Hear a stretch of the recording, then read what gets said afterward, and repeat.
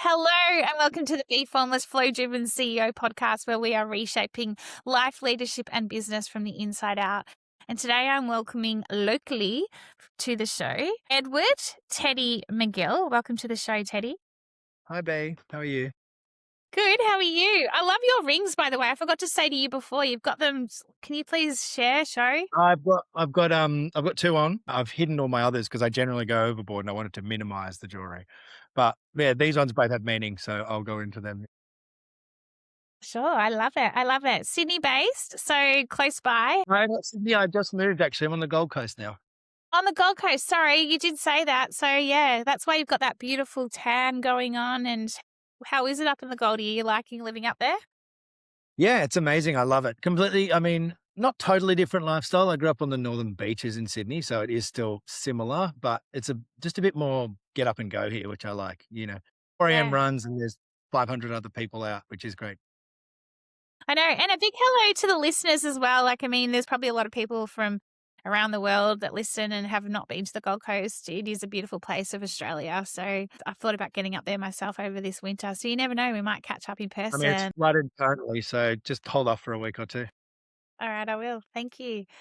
All right. Well, we're going to get on into it. We're going to have quite the conversation. Teddy just said to me, everybody, how deep do you want to go be? And I said, well, it's really up to you because it's not intentional that I just go straight on in.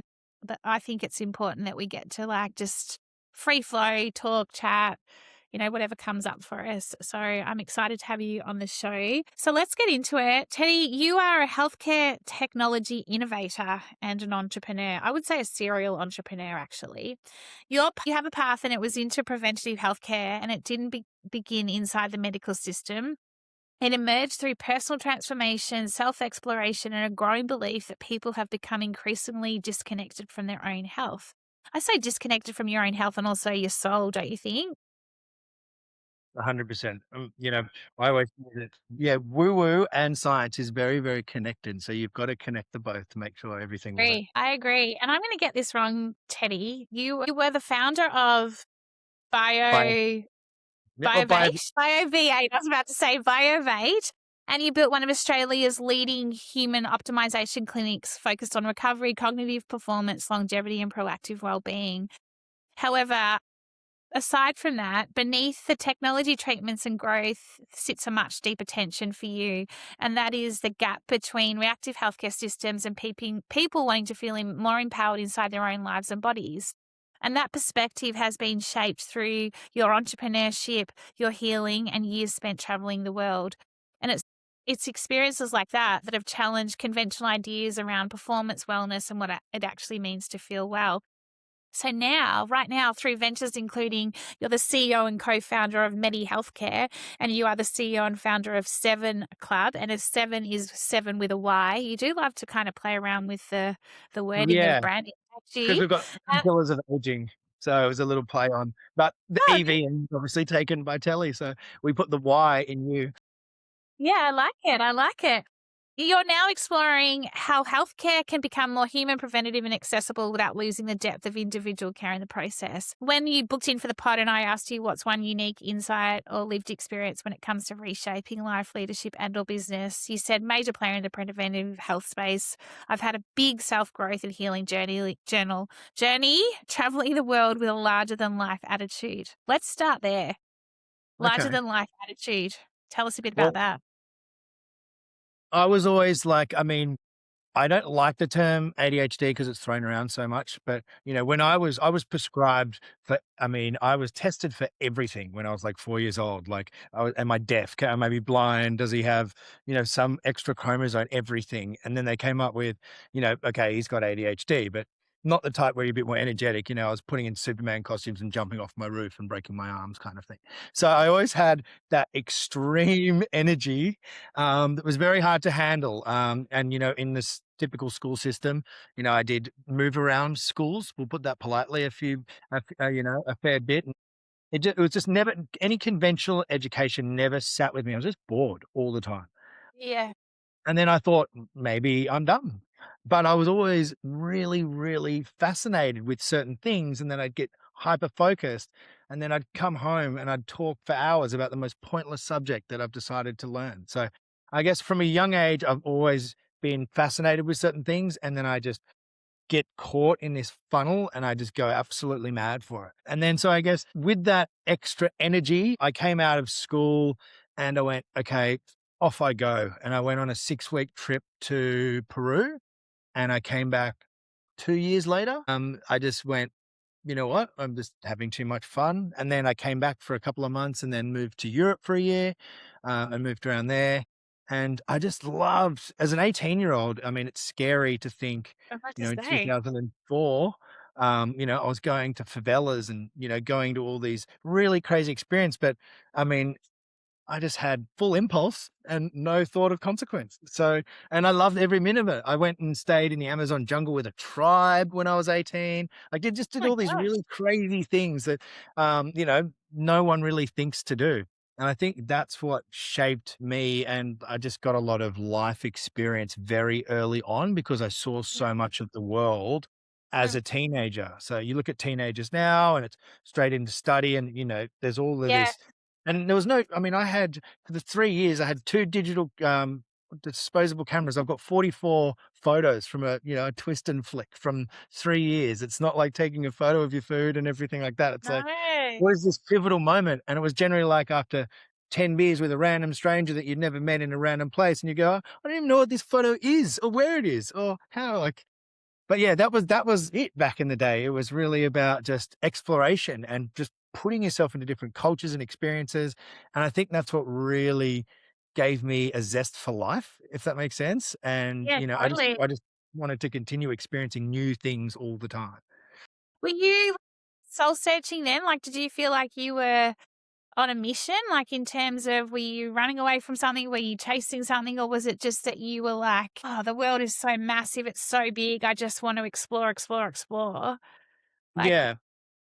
No, yeah. I was like snippet of day. I'd had a bit of a broken family growing up, and I had a brother that passed away tragically when he was 18, when I was 6, and that caused a big divide in the family. I had an abusive father, things like that. So I never really fit the mold. I moved out of home at 16. I was for the last 2 years of school, I was just living in a like with a bunch of mates doing absolutely no work, being completely not ready for school, 30% attendance rate in year 12 kind of thing. So I guess I wanted just to get out of this mold that I'd been stuck in for a while and just experience life. So I don't look at any of that as like trauma or anything. Everyone No. goes through stuff.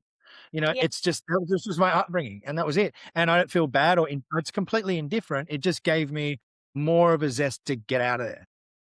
I love it. I love it. And so what happens? You go overseas for 3 years. And by the way, I said to you pre-show, I'm really sorry about losing your brother. And you mentioned you also lost your sister. Yeah, that's a lot to take on as a sibling as well. So, I do want to say I'm sorry to It's okay. hear I that. appreciate that. I mean, life happens and it's just how you bounce back, right? Yeah. Definitely tragic, and it's always nice to acknowledge it. And there've been pivotal changes in my life, especially with my sister, which I can go into later because it's directly correlated with starting a new business. Yeah. With forces change because you can either learn, you can have victim mentality, or you can learn and grow and become wiser and benefit from that. And Mm. there's always going to be pain involved, but you can use that pain to your advantage, or you can be a big sook. Yeah, I agree. I totally agree on the victim mindset. I use that a lot. We have a choice, don't we? And I love your whole notion around learn, grow, become wiser. I think and for me, it's not just bouncing back, it's the ability to bounce forward. Like, Yeah, like 100%. how do you continue to bounce forward? Because we're always going to have fragile moments in our lives. You can't avoid them. Yeah. You can And bounce back. the 2 steps forward, 1 step back situation, like, you're gonna take a step back every now and then, but just don't beat yourself up about it. You know what I Yeah, mean? agree. Agree. Let's keep bouncing forward, so to speak. And you've traveled. How did you get into preventative health? How did you like It yeah. was okay, being completely transparent, like, I've always been a business owner, so I came back and I started this marketing company for a hair salon, if only people could see me now, but, and I was all about all about hair, and then I sold a successful business doing that, and then I had a lot of people just going, "You need to get your life sorted, more structure," because I had no routine, no structure. I was a bit of a party boy, social animal, all that kind of stuff. And so I had a party bus business, always Could entrepreneurial. imagine. I could imagine. I would have jumped on your party bus for sure. You would have been the best party bus going And you around. couldn't take the mic off me. I loved it. So then I went into derivatives broking for like 4 years. And that was the only time I've ever had a job really that I've worked for, except for being as a kid. And I hated it. And then I got offered a job to move to Tokyo with a very, very good salary, and start a new section over there. And I just went, I quit. No. And I had no idea what I was going to do. No, nothing. And then I built an app with a friend and called The Few, which was like a high-end corporate version of like a Groupon, Scoop-on discount thing. I learned a lesson with a dodgy business partner there as well, and we never quite got to the end. And then I had businesses like wedding hire businesses, like importing mini bikes, you name it. There's so many. I probably had like 10 to 15 under my belt. And then I Ted, sorry, guess just on that. Sorry, just one thing. 10 to 15, and I think it would be good for listeners. How many of them failed? Like, did you, like, how many succeeded, how many failed, and how look, did you? I've had probably 2 which I would call a success. Yeah, And that means walking away with some money in your pocket to go yeah, and start the next one. And yeah, then I would say a few have kind of just fizzled to that point. Like I had a clothing company called Lord Edward Linen. We're in Fashion Week and all the things.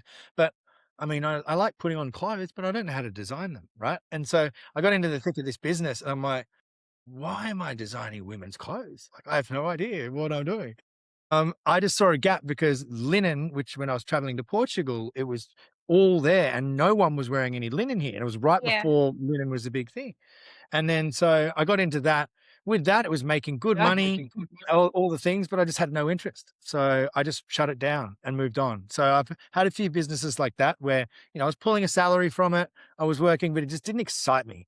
And I'm like, if you're spending so much time on something, you've got to want to get up in the morning and do it. And that's when I started thinking, well, I've had there's a big history of cancer in my family as well. My oldest brother actually now has leukemia, which is not great, but it's just, I looked at health and I'm like, okay, what is going on? No one knows, like, do these things just come out of nowhere? And like, am I going to die? And then I remember early on, I had a bit of hypochondria and I was like, okay, my heart rate's elevated, I'm having a heart attack, or I smell burnt toast, I'm having a stroke, etc. Meanwhile, I just put toast on. But yeah, so I started venturing into what we call, what was biohacking, which is basically Yeah. longevity through medicine now.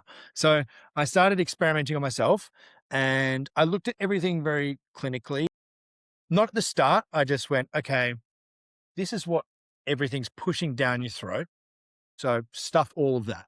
And then I just went completely the opposite way. And I said, okay, let's look about your biology because what you eat, how you sleep, what you train, everything comes back to like your cellular performance, Yeah. so, and then I started looking at that. And then that's when I got into peptides. And peptides was a really good foundation. Now that's definitely a peptide is one tool in the biggest of toolboxes. So I'm not going to say that that's it. I know it's super hype now, but keep in Yeah, mind, that's it. Beyond super this hype. is 10, 12 years ago. This is when Yeah, the word peptide wasn't a thing. And the way I learned about them was people in the gym who were all big bodybuilders on everything you can imagine, they were using peptides as a post-cycle therapy to like get their growth hormone back or get their testosterone levels back and things like that. And I'm like, well, if there's this amino acid which can bring things back, what if you just took them without, messing up your body in the first place? And then I realized that, okay, your body's a pharmacy and there's ways to optimize your body and optimize your pharmacy. So it's producing the right medication for you naturally. And then I yeah. started looking into that. And then, so that would have been probably 2 years before Biovate, and Biovate started at the beginning of 2020. And it was still very, like you mentioned the word peptide, no one knew what it was. Doctors had no idea. Doctors like a peptide, like an amino acid. And you're like, yeah, did you know about this, this, this? And so I went, Like okay, a steroid. I always thought it was like a form of a yeah, steroid. and so did everyone else. Like the only thing that was linked to a peptide was the Essendon scandal, was like, all of these like big scandals that everyone went, oh, okay, isn't that the steroids that the rugby players use or whatever it is? And then there was only one other company at the time that was medically prescribing peptides in Australia, and they were just getting closed down because they were not doing the right thing. It was just it was a script mill. They just figured out a loophole, but it was also wasn't regulated then really, right? But what I realized is these things are really powerful, and not all of them. I'm not saying all peptides. I'm just saying the general from what I saw. And I always make this disclaimer. I am not a medical professional. I'm just a guy who's tried everything on himself and figured it out along the way. I always resort to experts on their opinion. And that's why Good disclaimer. I get sidetracked a lot. So then I started looking into it. And then I'm like, well, there's no clinical studies or research. And I'm like, well, where did all this stuff come from? And then I started researching into the Cold War in Russia. And I realized that the Russians had been studying this stuff since the 30s. And insulin had been around for 70, 80 years, which is a peptide. And then I was like, okay.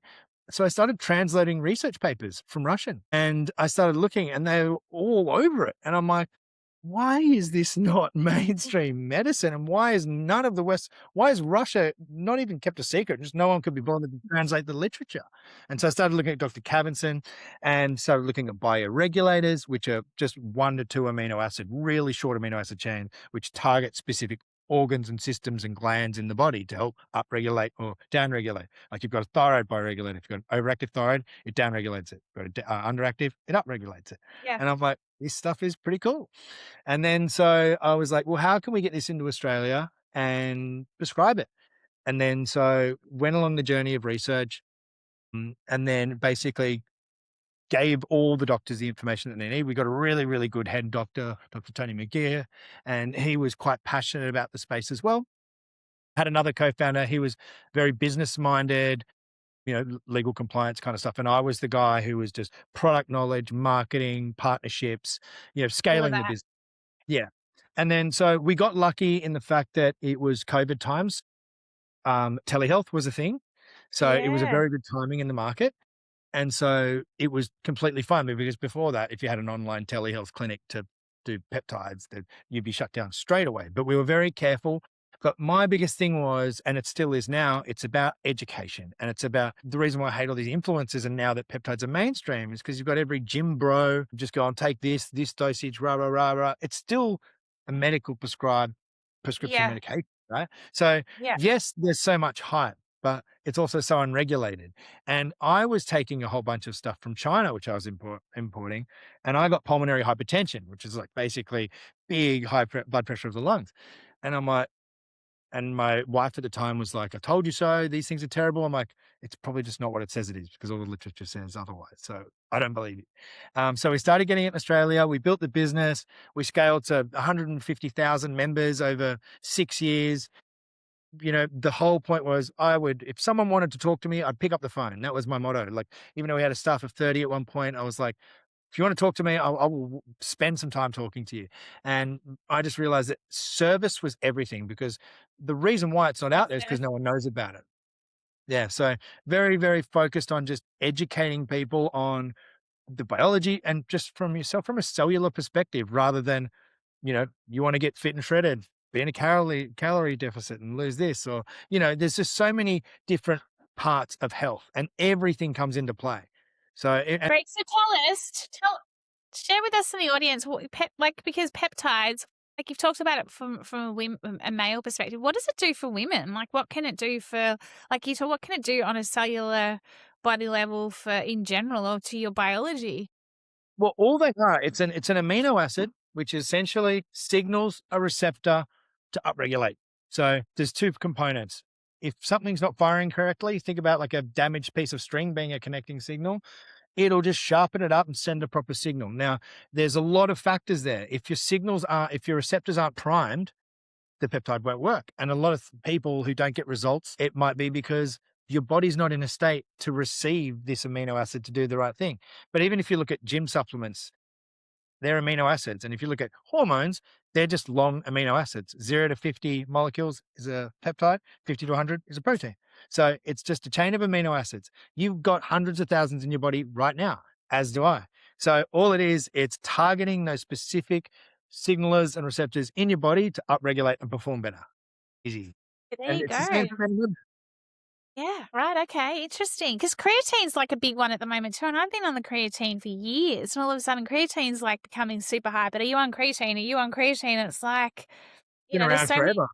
Yeah, Yeah. there's so many fuzzy things. Wow, okay, interesting. You do this, and so now you're playing in the space of you've taken on a new venture, and you're CEO and co-founder of MediHealthcare, and obviously then SEVYN CLUB. Tell us a little bit about, like, obviously you've been exploring, you've been in this preventative health space, longevity. For how many Yeah. years have you been in it now? Look, so the biggest turning point, and this is where I said I'd go deep with you because it does really shape how I got so passionate about it. Yeah, I had my sister was an alcoholic and I was constantly just trying to fix her. And that was one of the reasons I started really looking after myself. It was like a 10-year decline.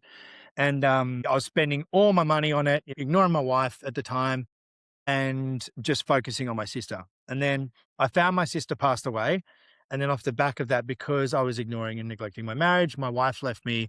We were together 12 years, like 4 weeks later. So I guess I had these two huge people in my life just not exist in my life. And then I just went, okay, I wouldn't call it a breakdown, but I had a very big life change, And yeah, I went to Bali, and they call it's in the Pacific Ring of Fire. They call Bali the island of lost souls for a reason, and that's because everyone goes there because it's got a high, literally, it's got a higher energy frequency, and that's why you go there. yeah, Everyone's so happy, they're having yeah, volcanoes all the time off the back of it, but it's the place, and I just found this place where it just everything felt right. And then that allowed me to go from full science base and stop reading clinical studies to everything which I'd previously went, ugh, woo woo. And so that was like manifesting, mirroring, affirmations, ecstatic dancing. I became a breathwork coach, sound healing, all the things. And then I realized there's actually science behind all of this. It just hasn't been marketed correctly. So, things. And then if you look at consumer studies, like if that many people are getting results, there has to be something behind it, right? I yeah, even went as far as like looking at my personality type and I did my numerology and astrology. And I'm a 33-6 life path, which means I'm a master teacher. And now that's not to big myself up, but what resonated with me is a master teacher is literally trying to better the world, to leave the world better than when they found it yeah, through inspiring others. And I was like, that connects with me so much because this has been my life goal is to leave the world better than I found it and educate people to live a better, more optimized and fulfilling life. If you look at yeah, when I started looking at all health span and lifespan, so these are the two big things. And the average gap was 9 years difference between your health span and your lifespan. In Australia, it was 12 years. And I was like, because you don't want to live a longer life if you're stuck in a wheelchair like a vegetable or, no, losing your mind and not being physical. The whole point of living longer is to live longer in a healthier way. It's to play with your kids and your grandkids and to do all the fun stuff. No one wants to sit in a home for an extra 10 years. And yeah. so that became my biggest path. Yeah, right. How long ago was this so that when you lost your sister and, like, the tragedy That there? was 2022, very beginning, 2021 at the very, very end. So 5 years ago. Yeah, right. Yeah. It So must have been so, like, to lose your sister. You've already lost your brother, you lose your sister, and then you lose who you think is gonna be your life partner as such. Is there, like, when you was there any moment there, like, coming right back to the victim piece and, like, right up the front? Yeah, were we talking about victim? Yeah, we were talking about yeah, victim at the yeah, yeah, very yeah, start. yeah. Was there a moment at all there where you were just like, "I give up. I just, like, there's just, like, what's the point?" And is that when you Of went to course. Bali and went soul searching and went, Yeah. "There's Well, this is my with calling." yeah, with grieving, there's all that why. Why did this happen? Why is the Yeah. universe testing me? If there was a God, why do they keep doing this? Like all these questions keep going. And then you just go, you know, piss off. Like, I got angry and I'm We'll like, just say it. We'll just say it. Fuck you, just yeah, go, "Fuck you." fuck you, universe. I've done enough. Thanks. No Yeah, more. I'm thanks. done. I'm Yeah, done. Stop testing me. yeah, So there was absolutely that. And then the choice comes up, victim or learn and grow. So everyone grieves, but you can still grieve and progress. And you've yeah, got to allow yourself to the trauma to express, and you've got to cry and you've got to let it out and you've got to be miserable and sad, but you've got to do it productively. And you've got to realize that this is just a moment in time that'll pass and it will get yeah, easier as long as you put in the work. And so my yeah. philosophy has always been, you're going to put in the work to get results. There's still no magic pill.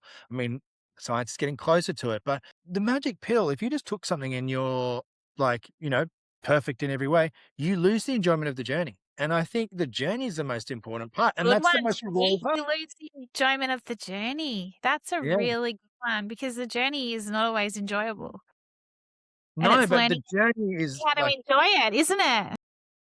yeah, I said yesterday that, no one climbs a mountain just for the view of the summit. It's to enjoy the experience of the climb. And that's the hard part, right?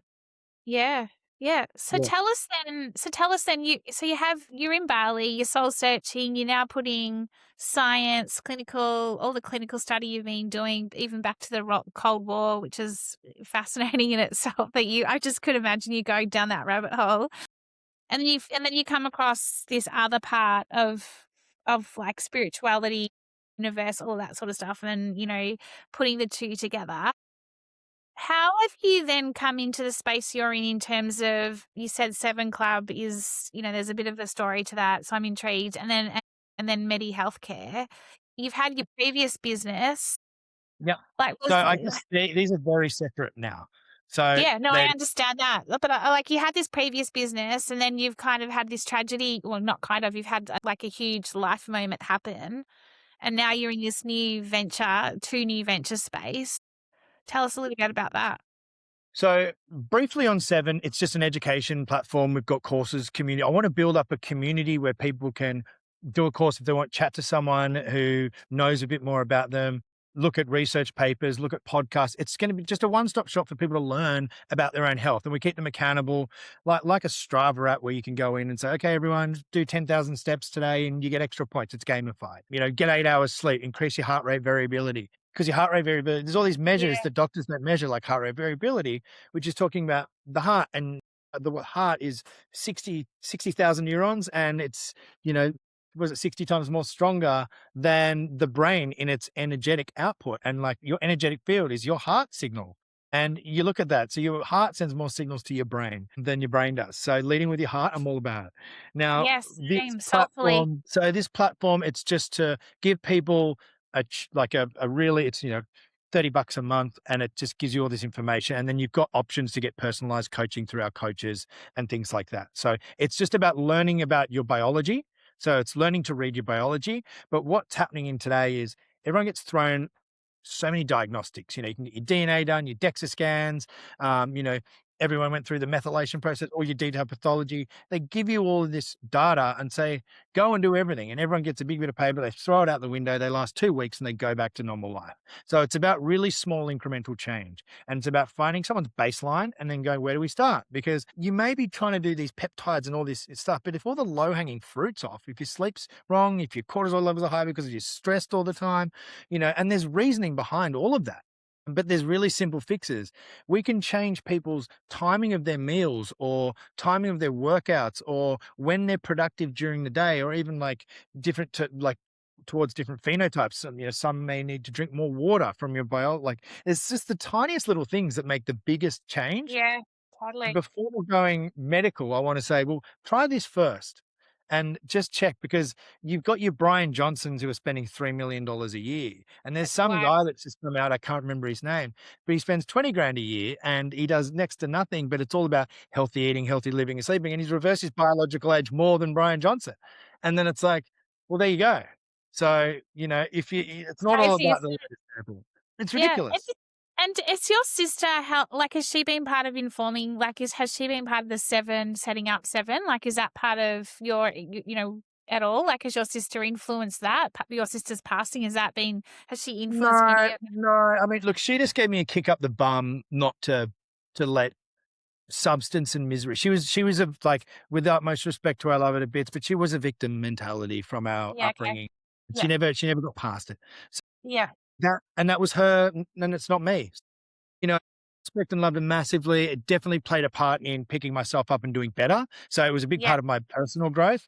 And now Yeah. this is just along the lines of, I want everyone else to have the opportunity to learn like I did, because I went through so much crap before I found the nuggets. And so I'm just trying to put the nuggets in front of people and then give them a little helping hand and hold their hand along the way. And Yeah, such then, a yeah, and then I was going to ask more questions. I won't stop talking. So No, I know, you've got to. I love your chat. Like, it's the energy. Like, I thought my energy was high. Yours is, like, next level. I love it. No, then Medicare. So then tell us a little bit about MediHealthcare, Yeah. and then I'll have So some more Medi questions. Healthcare, it came at the perfect time. My co-founder Prem. So Prem started pharmaceuticals. He was a researcher, he owns a manufacturing facility and did a lot of research for Pfizer and for the big pharma. I'm not going to say anything bad about them in public. And then so he then moved to Australia, and for 8 years he was the head of emergency at some major hospitals in New South Wales. And basically, he just saw the massive gaps in healthcare. And, there's a lot of stats that I'd love to say, but I can't, but I get in trouble for. But, it's a shambles, it's a mess.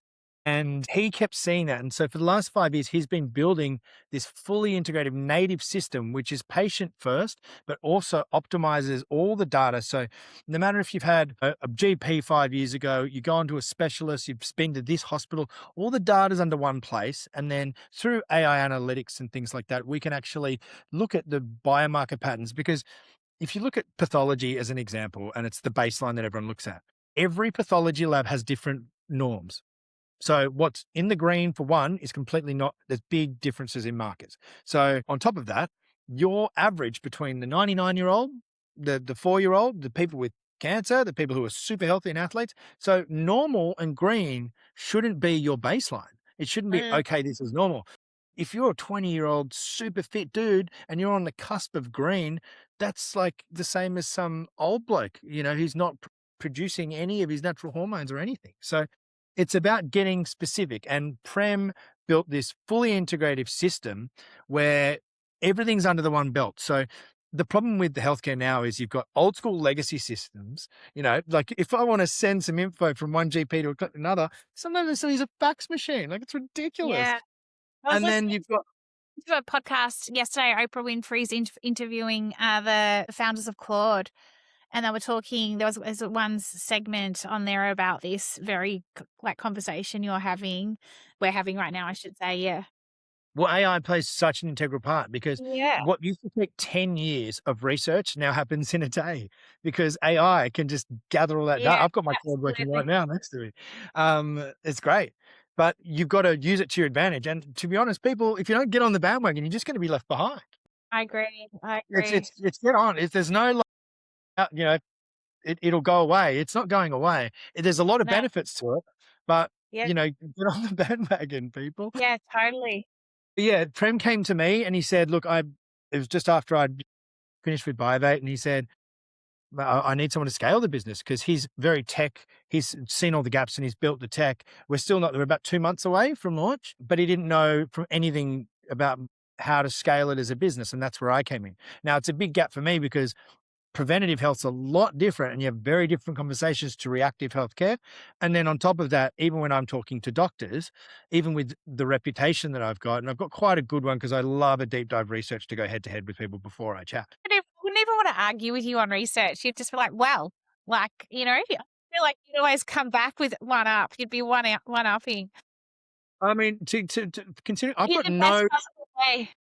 I appreciate that, and it's true, but I've got no proper university qualifications. Like I've done a million courses in deep dives, but I'm not qualified in anything really. But I've done more research than most. Like I just deep dive and I read and I ingest and I love it.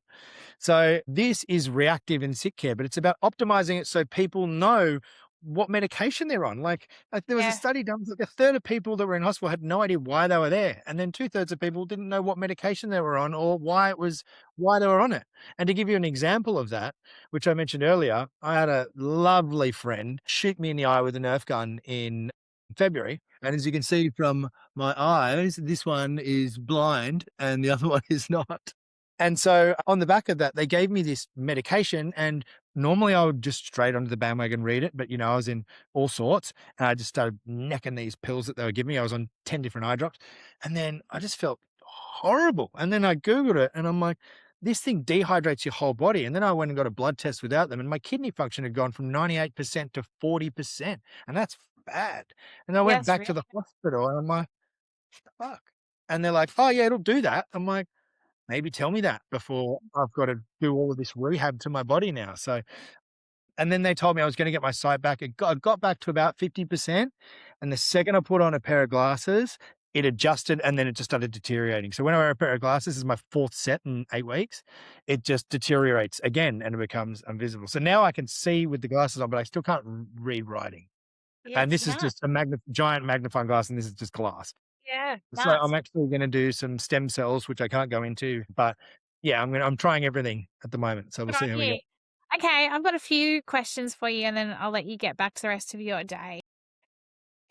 Like you've got tons of energy. You know, you've got ADHD. You know, you said everyone's got an ism. I love that analogy as well. You are super successful in your own right, serial entrepreneur, just like a walking encyclopedia when it comes to longevity, preventative health, now reactive health, you name it. I'd call you like with this is going on for me right now, sort of thing. Even I was telling you before when I'd had Thank my you, my energy. boy. That's a beautiful, beautiful write-up. I'll take that. No, no, no, thank you. And so tell us a little bit though, because there's so many people that, have some form of divergent, kind of, or they've been, what's the word, diagnosed with it. As a CEO, like I just want the listeners to hear this because I think sometimes, from the younger ones and especially even with AI and like so much happening in the world, there's just almost like, and then, from a government perspective, what's happened here in Australia just with the new law. Well, they're not laws yet. So, there's almost like the startup entrepreneur and being able to get to where you've got to. It takes a lot of work, right? It's not just like, you're not just sitting That's around so waiting much for work. so No, much yeah. work. And yet also, then you're also, diagnosed with ADHD at the age of 4. So you've had it for a very long time, or 6 years of age. How do you manage it though? Because as a CEO, and I'm not being biased in any way, shape, or form here. I just want the listeners or anyone out there who might be going, it's impossible for me to even think about being a CEO Yeah, because I've got this. Like, yeah. what do you do? Like, because being a CEO is a lot of work. Like, you're putting out It's just spot being fires. able to calm the chaos. It's just being able to calm the chaos, and, like, your world's on fire 24/7. Now, if you focus on the fire, you're gonna get burnt, right? But if you put a blanket on, run through it, and just stick to your goal, you're gonna get there, and as long as you're determined enough, you'll get through the fire, and I guess the fire is a balancing act of sleep, stress, everything in between, eating the right things, and you've just got to set your priorities. I'm very much a man of routine because if I steer from my habits and my routine, then my whole life just blows up. But it's constant work. But if you're willing to put on the work, you're going to be successful because 99% of the people aren't willing to put in the work. So that's the key. It's if you've got an idea, same with AI. What everyone's doing now is there'll be 1,000 new businesses which get 90% done. And then someone will doubt themselves and they won't go through it and they go, oh, this is the next idea. See it through. The Agree. best case scenario is you make millions of dollars. The worst case scenario is you get a really good lesson on what to do for the next one. So I love just it. push So through, true. have a crack. Just have a crack. And the thing is, you can say yes and figure it out. With the amount of information that we've got at our hands now, you can learn anything instantly. Great. I So just agree. hope you can do it and then figure it out. Yeah. Yeah, I was saying to my girlfriend, one of my girlfriends, she just called me before. I've known her for years, and it was probably about 15 minutes before our chat, right? And she's an entrepreneur. I'm an entrepreneur, found a startup, and we were both just saying, she's like, some days, and I'm like, nah, you just got to keep going, just keep going. And she's like, yeah, it's just the belief. It's the belief that if you have something, and like you say, the focus, and you've just got to pursue it because at some point the light will shine really like brightly at you and you'll be like, ah, or it might be like, okay, it's time to like follow a different light, if you like. I think it's super important. Second last question. You said leading with heart. I am loving hearing that more and more. And, like quite a while ago, I got told you can't call out leading with soul and you can't do this, you can't do that. It's like, it is all about leading with heart. It is all about the soul. Tell me a little bit about that in terms of your view on that and how you, I guess, epitomize that in terms of the way you operate. Well, I've always like, heart on my sleeve, emotional guy, crying movies, all the things. So I've always been very emotional. And then I wanted to dig deep into that. And I didn't want to be stereotyped with an ADHD or some diagnosis or whatever. And I'm like, the heart is such a powerful thing. And then the body is such a powerful thing. And then so I learned to trust my gut because that gut feeling, that's a chemical reaction saying go. And then you've got like this window of like, I think it's 3 to 5 seconds. If you don't activate this thought, it'll go in the, oh, maybe tomorrow pile, and then it's dusted. Yeah. So I guess leading with your heart is just going for it. It's like, if this feels like this could go, just do it. Just go and then see what happens. And I've always been that way. And I think very fewer and fewer people are doing that because they're becoming so risk averse. But, you know, unless you're starting a skydiving business with a homemade parachute, you're going to be okay. You know what I mean? Like it's totally fun. I So love it. yeah, I guess I've always just led impulse. I've directly correlated that with heart, gut, feeling, and emotion, and I always lead that way. And And you then back you've it with just your got to have, research and data. yeah, and the biggest difference between motivation and discipline, because that's what people get confused that they're the same thing. So motivation is that, oh, okay, this feels great. But motivation, when you're feeling crap and you don't wake up, you don't have that motivation anymore. But discipline stays forever. So if you wake up in the morning and you don't want to do it, you're tired, it's raining, you don't want to go for a run or the gym, discipline's going to get you out of bed. Motivation's not. So as long No. as you have the discipline to learn more and to take one step forward every day, even if it's the tiniest little step, just take that step. So if you've got a million things to do and your brain just can't handle it, just do one of them. Just Yeah, do one. great. You can still move forward. Oh, that's all you need to do. Okay, last question for you. You can't be up all the time. You just can't. I don't think it's possible to be constantly. You might argue you can. I No, just no, think I'm, that. I'm a terrible sleeper, but I've got every tech device woo-woo thing. I've got No, I 8 mean sleep. energetically. I'm talking energetically here, right? Oh, Like no, I have there's. massive burnouts. I have massive Pardon? burnouts. I have massive burnouts for sure. Yeah. So, and it's good to share those. What is, I guess, what's your, when you are oscillating down into survival mode, burnout mode, how do you bring yourself back up into thriving, flourishing mode? Like, what do you do? Like, what are your triggers for you to, and to share with everyone out there? Is even like, again, I was talking to my friend before and she's just like, I've just got a million things to do. And I'm like, we all do, because AI is causing also a lot of extra, as much as it's more efficient, we're in a huge learning curve, right? So what do you do to pull yourself out of survival into back up into where you should be? I mean, look, as I said, it's so much work and it's a constant battle. So there's no, okay, just do this and it's all good, because it's not. It's like you think you've got it, and then all of a sudden, even with Claude's telling me to go to bed at 2 in the morning. I'm like, shut up, okay, I'm on to Manus. And you know, and then I'm like, okay, sleep is important, Ted. Go get your sleep. And then my body will sleep for 2 hours and then I'll be up again. And then I'll do that for 4 days. And I go, okay, now I'm tired. I feel weak. And then my body just wants to shut down. And then so I go, listen to your body. So you've been super productive for 4 days.